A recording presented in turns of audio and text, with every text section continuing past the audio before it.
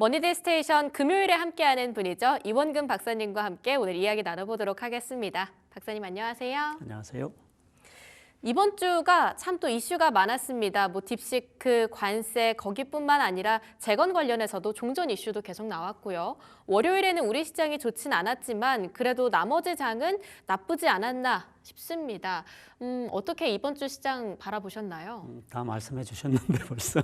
벌써 다 얘기했나요, 제가? 주 초반에는 아무래도 관세 폭탄이 핵심 이슈였죠. 그래서 미국 선물이 장전에 많이 하락했었고, 그걸 이제 다 회복한 이유가 결국은 관세 폭탄을 1개월 동안 유예하겠다. 예, 그 얘기가 나오면서 그렇게 됐고, 지금 일주일 동안 보면 국내 시장도 그렇고, 미국 시장도 그렇고 약 3% 정도 지수가 올랐죠. 네. 예, 주간으로는 올랐는데 이제 이유가 문제입니다. 그 이유는 이제 분석을 해보는데, 일단은 그 관세를 통해서 무역 전쟁이 시작됐고 거의 세계 3차 대전 정도에 준하는 거 아닌가 싶어요. 온 나라가 다, 많은 나라가 다 영향을 받고 있기 때문에. 거기 플러스 이제 AI 기술 패권 전쟁이 또 시작이 됐죠.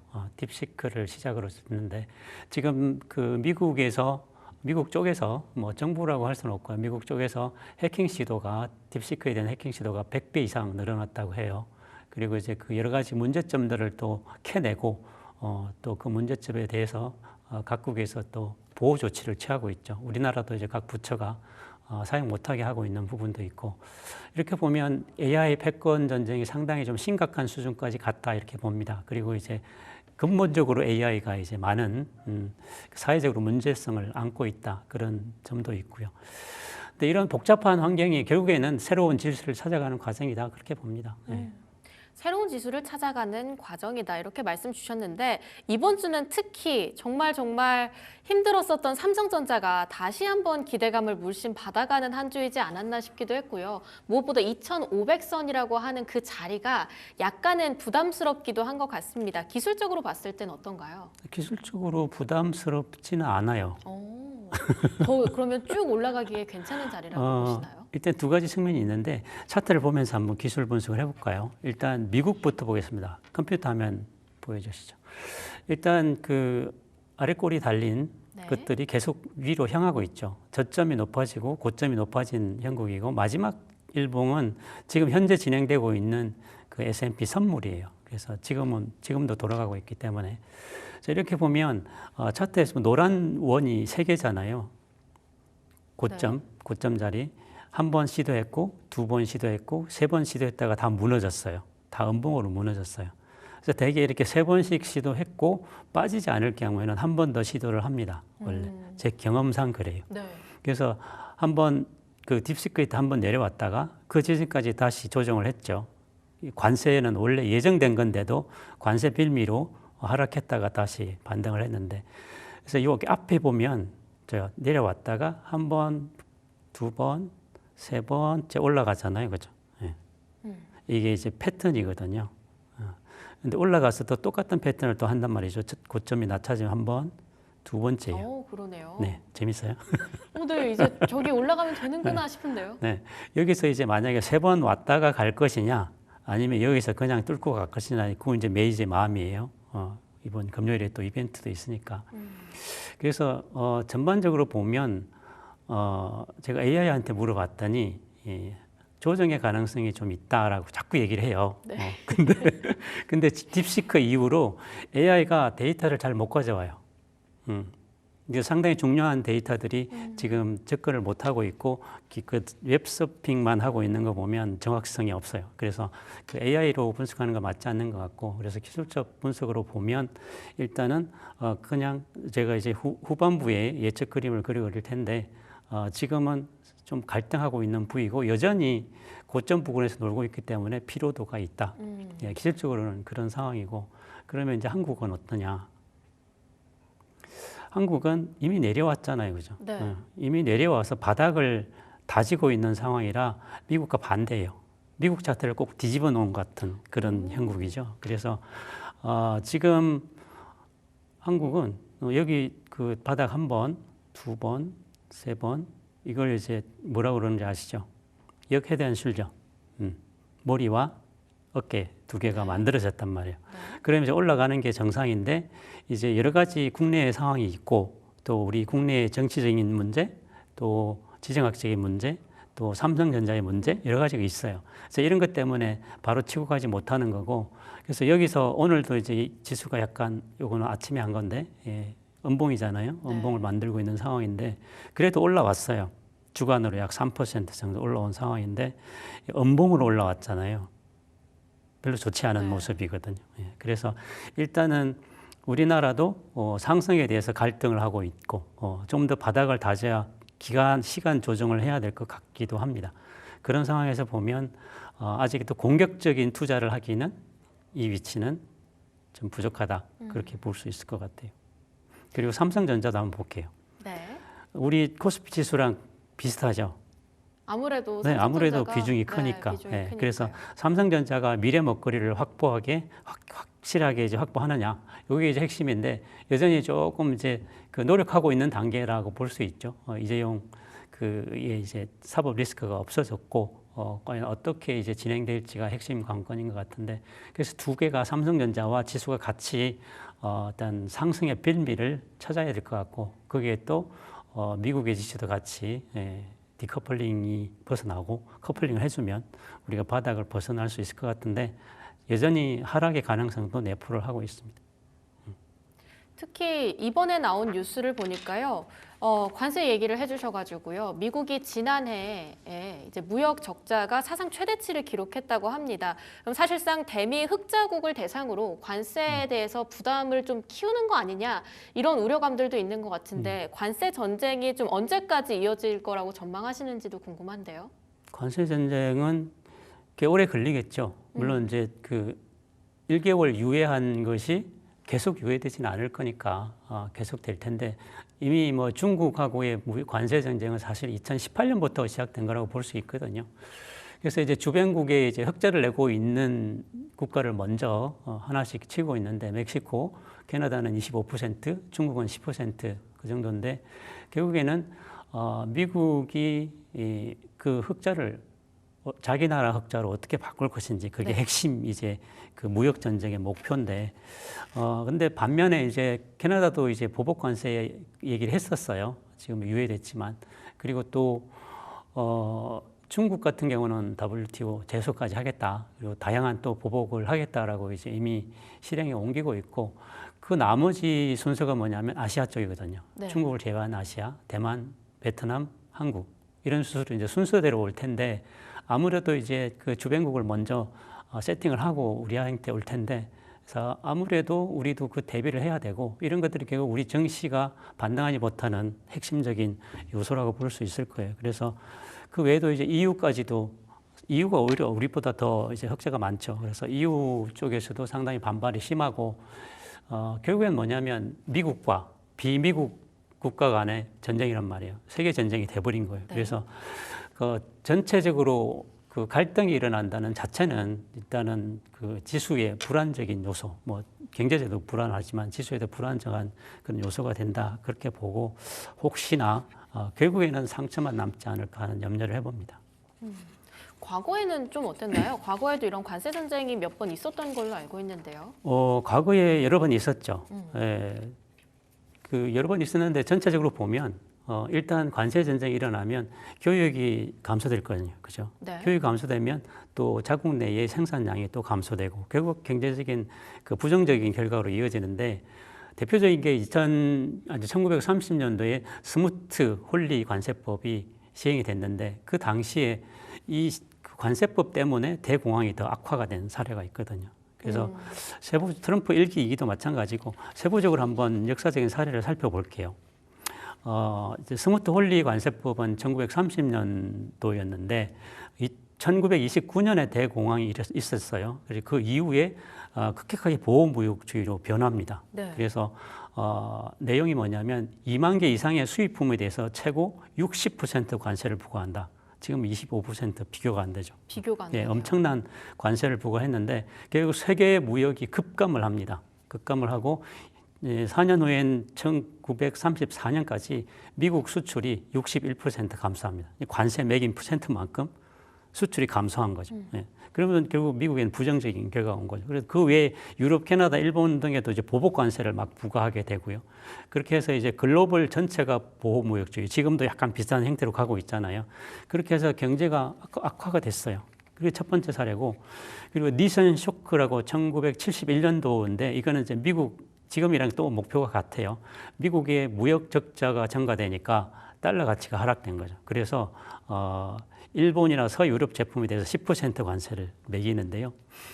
결과적으로 어떻게 되냐면 일본 엔화가 절상이 되고 네. 일본 경제는 오히려 성장을 해버린 거예요. 오히려. 예, 예. 자국은 다르고. 네. 그래서 일정 부분 미국 경제 회복에 기여를 했지만 무역 불균형이 계속됐다는 거죠. 그래서 효과가 역시 좋지 않았고.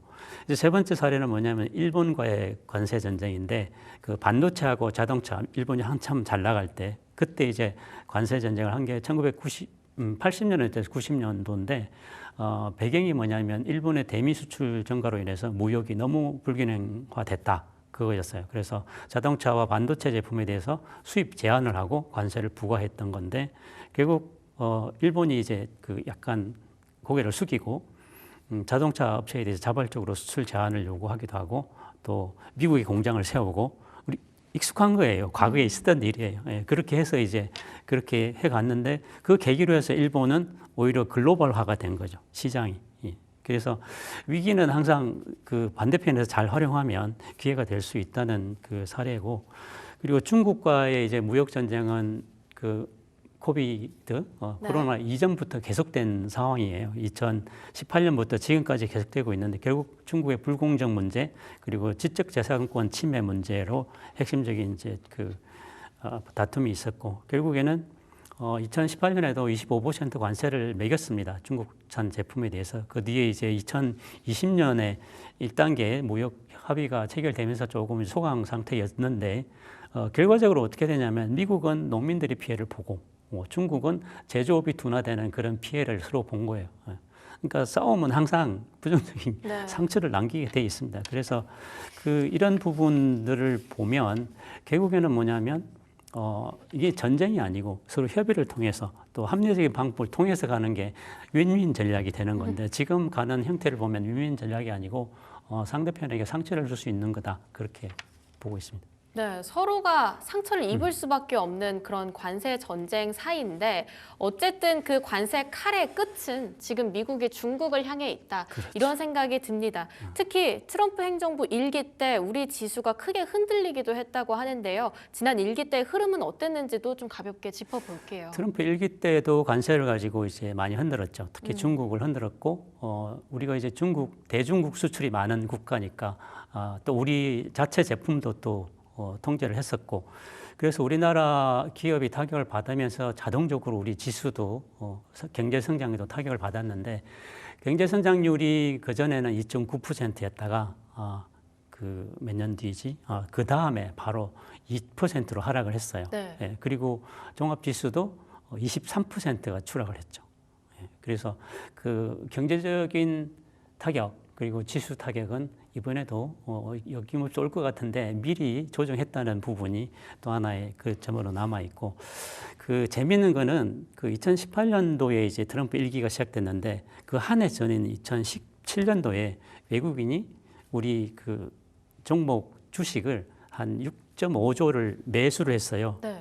그리고 이제 2018년 트럼프가 막 관세 전쟁을 하자 그 한 5.7조 거의 대부분이죠. 그냥 매도를 해버렸거든요. 근데 지금 상황은 어떠냐면 트럼프 취임하기 전에 우리나라에서 1년 동안 약 23조 원 가량을 매도를 했어요. 외국인이 팔아버렸다. 미리 네. 팔아버렸다는 거예요. 그래서 우리 주주가 주저앉은 건데 그러면 트럼프가 이제 취임했고 지금부터 과연 어떻게 할까? 이 팔아먹은 주식을 다시 걷어들일까? 아니면 더 폭락을 시켜서 더 싸게 가져갈까? 이 두 가지 시나리오가 있는데 하락한다면 좀 더 무서운 상황이 일어날 수도 있다. 그래서 늘 두려운 거고 지수가 그래서 반등 못하는 거고 외국인이 공격적으로 이번에 3% 올라올 때도 공격적으로 매수하지 않았어요. 찔끔찔끔 했거든요. 이제 연기금만 간헐적으로 이렇게 방어를 하고 있는 상황인데 그래서 제가 그 매매 동향 한번 잠깐 볼까요? 네. 예, 컴퓨터 화면 보여주시면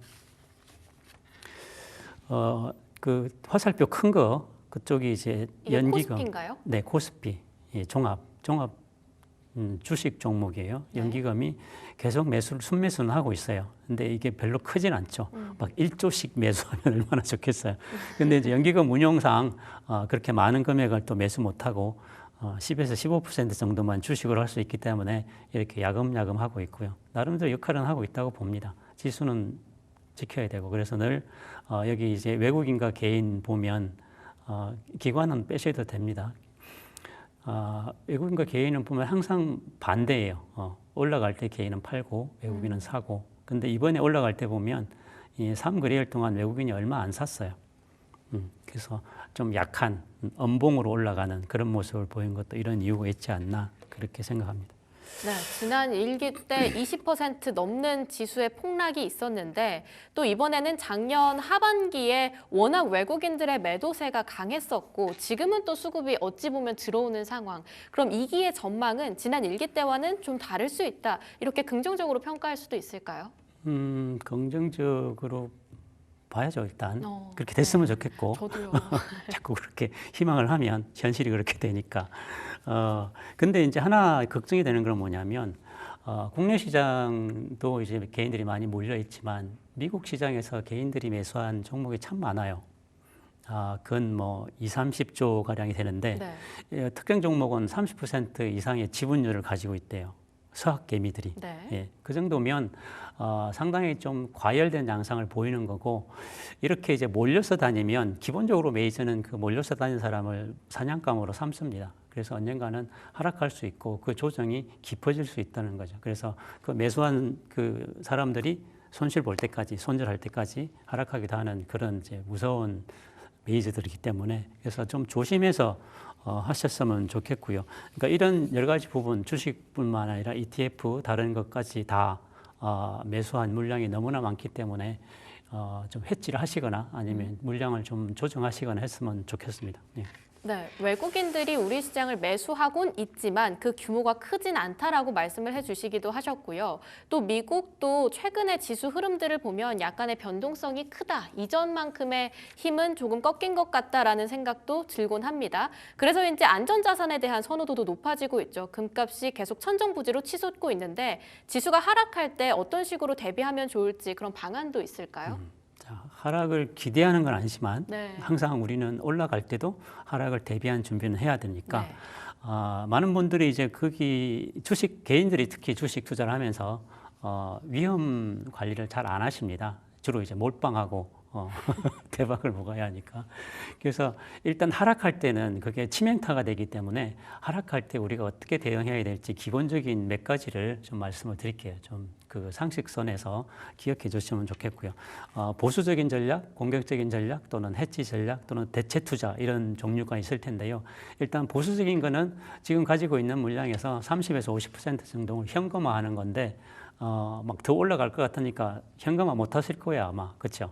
예, 그래서 근데 사실은 투자를 하실 때 항상 현금 비중은 가지고 계세요. 맞습니다. 지수가 하락하든 상승하든 이제 그 부분이 있을 테고 그래서 하락할 때는 주로 이제 그 뭐라 그러죠? 내수주 또는 배당주 네. 하락할 때 주로 이제 그냥 수평으로 지지가 되거나 상승하는 그런 종목들이 있죠. 그런 종목들을 하거나 아니면 지금 금 말씀하셨는데 금은 이미 너무 많이 올라서 대안이 안 됩니다. 예, 대안이 안 되고 그래서 일단은 현금 비중을 나름대로 늘 가지고 가시는 전략이 좋고 사실 현금이 있어야 더 좋은 종목이 나오면 내가 살 수 있거든요. 네. 그 종목 교체가 가능해요. 한 건씩 물려 있으면 종목 교체도 못하고 계속 원래 특히 개인들은 손절을 못하니까 그리고 적극적인 부분은 뭐냐면 지수가 하락할 때는 수익을 더 크게 낼 수 있는 부분이 있죠. 뭐 파생 상품도 있고 또는 이제 그 빅스라고 변동성 거기에 이제 파생된 공포지수. 상품도 있고 네. ETF도 있고 여러 가지 있는데 그런 상품에 투자를 하거나 또는 이제 그 저점 매수를 기다렸다가 저점 매수를 하거나 이런 공격적인 전략들이 가능할 거고요. 장기적으로 보면 원래 그 적금식 매매를 많이 하죠. 지수가 오르든 내리든 항상 일정 시간마다 일정 액수를 사면 그러니까 평균 단가가 낮아지거든요. 그러면 올라갈 때 먹는 그런 전략도 괜찮고요. 또 하나는 이제 해지 전략인데 내가 종목은 그대로 두고 싶어. 그러면 뭔가 해지가 있어야죠. 하락할 때 수익을 낼 수 있는 게 수익을 내고 이쪽 손실을 보완해주는 그런 걸 해야 되는데 해지 전략을 거의 다 안 하시긴 한데 왜냐하면 올라갈 때는 주식도 가지고 ETF 상승 쪽으로 해가지고 둘 다 이렇게 올라가시기 때문에 해지를 잘 안 하시는데 자 올라갈 때는 해지를 아래쪽으로 하셔야 돼요.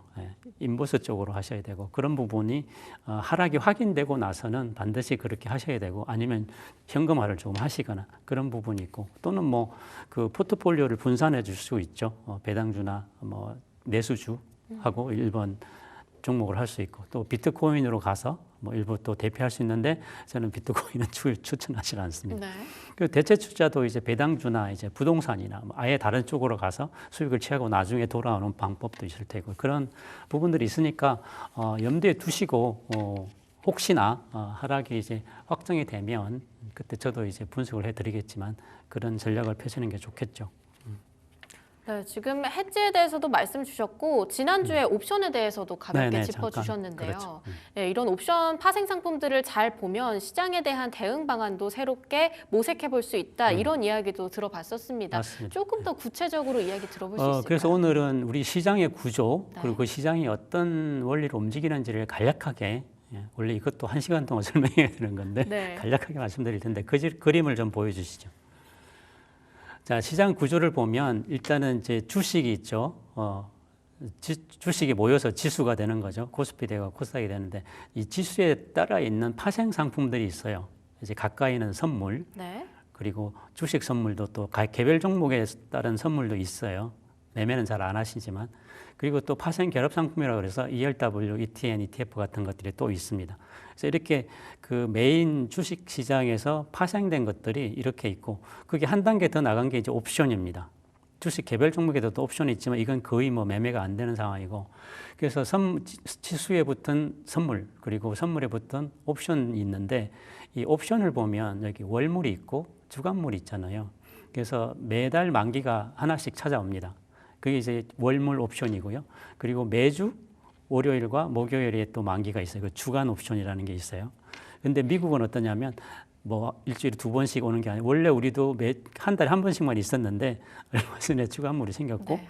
미국은 주간이 있다가 이제 매일 만기가 있어요. 옵션이. 그러니까 매일 만기가 있다는 얘기는 뭐냐면 단기적으로 내가 수익을 취하겠다라는 메이지의 어떤 설계인 거죠. 네. 일주일 만에 너무 길어. 그냥 하루 만에 하고 싶어. 이것도 있고 또 단계적으로 이제 초단기, 단기, 중기, 장기 이렇게 가는 건데 보면 이제 옵션은 단기 수익을 위한 목적으로 만들어지는 거예요. 주로 먹는 건 메이저겠죠. 그리고 이제 선물은 분기별로 있어요. 분기마다 3, 4, 아니 3, 6, 9 이렇게 이제 분기별로 만기가 오는데 이건 조금 길잖아요. 그래서 짧게 주간으로 월간으로 먹고 그 이제 분기별로는 선물로 먹고 그럼 주식은 언제 먹냐? 이거는 뭐 분기로 해도 되고 월말 정산할 때 먹어도 되고 그렇게 가는 거예요. 그래서 메이저 입장은 뭐냐면 그러니까 우리 시장이 도대체 왜 이렇게 움직이지? 왜 이렇게 자주 흔들리지 하는 거는 결국 이거예요. 단기적인 수익을 취하기 위해서 하루에도 열심히 올라내려가 하는 거고요. 네. 그냥 쭉 가면 좋잖아요. 그죠? 근데 그쵸. 흔들리는 이유가 이걸 먹기 위함이고 이걸 먹으려면 또 올라가는 척 하다가 내려가는 척 하다가 많은 기법들이 있는 거예요. 그래서 결국 시장 이거 말고도 이제 상품에 따른 선물 옵션도 또 있어요. 미국 시장이 한국도 조금 있기는 한데 뭐 오일이라든지 금이라든지 뭐 곡물이라든지 또는 그 뭐 금속도 있고 다양한 종류의 이제 선물 옵션이 같이 붙어 있어요. 그래서 내가 기름 장사를 하고 싶다 그러면 그냥 여기 투자하면 되는 거예요. 예. 주유소 안 사도 되고 그래서 많은 상품이 준비되어 있는데 이런 설계가 이제 결국에는 시장이 움직일 때는 아까 중심은 주식이었잖아요. 네. 시장이 움직일 때는 결국 옵션 선물이 중심인 거예요. 예. 단기 수익 먼저 해야 되니까. 그래서 단기, 분기 그리고 뭐 이거 평생 남아 있는 기업이면 평생 가겠지만 주로 이제 1년 단위로 연말 정산을 해야 되니까 이런 기준으로 시장이 움직인다. 그래서 내가 주식을 잘하려면 딱 주식만 그 종목만 보는 것이 아니고 이 전체 지수를 보고 또 선물 옵션의 움직임을 같이 봐야만이 큰 그림을 볼 수 있다. 그런 거죠. 그래서 숲을 보려면 주식만 보고 있으면 언제 어떤 일이 일어나도 내 종목은 갈 거야라고 이제 그 희망 고문만 계속 늘어날 수밖에 없는 거예요. 네, 그렇습니다. 네, 그러면 지수 자체나 이런 파생 상품들의 움직임을 봤을 때 다음 주 좀 숲으로 보면 우리 시장은 오를까요, 내릴까요? 그래서 이제 아까 보여드린 차트에다가 네. 제 화면 다시 보여주시죠. 예, 차트에다가 예측도를 그려놨어요. 너무 친절한가? 자, 예측도를 그렸는데 지금 이제 일봉입니다. 미국 S&P 500 선물 일봉인데 여기서 이제 어떻게 갈 거냐? 아까 갈등하고 있다고 그랬잖아요. 그래서 첫 번째 시나리오가 빨간색, 두 번째가 노란색, 나머지가 이제 파란색인데 만약에 올라간다면 요 세 번씩 부딪혔던 이 고점 매물을 돌파를 해야 되겠죠, 그죠? 네. 네, 매물을 돌파하려면 이렇게 갔다가 한 번 더 살짝 눌렀다가 이거 아시죠? 네. 돌파했다가 한번 지지를 확인하고 가는 이 습관이 있기 때문에 돌파했다가 지지하고 다시 쭉 추세로 갈 텐데 여기 이렇게 되려면 이 돌파할 때 엄청난 그 거래량이 있어요. 그러니까 좀 예민하신 분은 찾을 수 있을 거예요. 거래량이 없이 올라간다 그러면 바로 추락하니까. 그래서 그게 하나의 시나리오고 노란색을 보면 지금 많이 그 갈등하고 있고 또 하락의 요인도 있고 피로감이 높잖아요. 그러면 이제 노란색처럼 한번 내려왔다가 지지선을 확인하고 다시 한번 도전해서 이제 다시 가는 방향. 그게 두 번째 시나리오고 이제 그 세 번째부터는 그냥 하락이에요. 하락 시나리오인데 요건 뭐 그 하락은 좀 나중에 확인하게 되고 일단은 뭐냐면 아까 말씀드린 대로 메이저는 차트를 예술로 그립니다. 일종의 예술가들이에요. 예. 그래서 예술가이기 때문에 창의력이 있는 사람은 차트에서 미래를 읽을 수가 있어요. 예. 그래서 일단은 세 번 시도했고 네 번째 시도해서 다시 갈 여지가 있다. 1번 아니면 2번을 시도할 가능성이 다분히 있다. 그렇게 보고 이게 결국은 이제 트럼프의 타이밍입니다. 트럼프가 입으로 뭘 말하는지에 따라서 이 시나리오가 결정이 되겠죠. 그런 상황이고 한국을 보면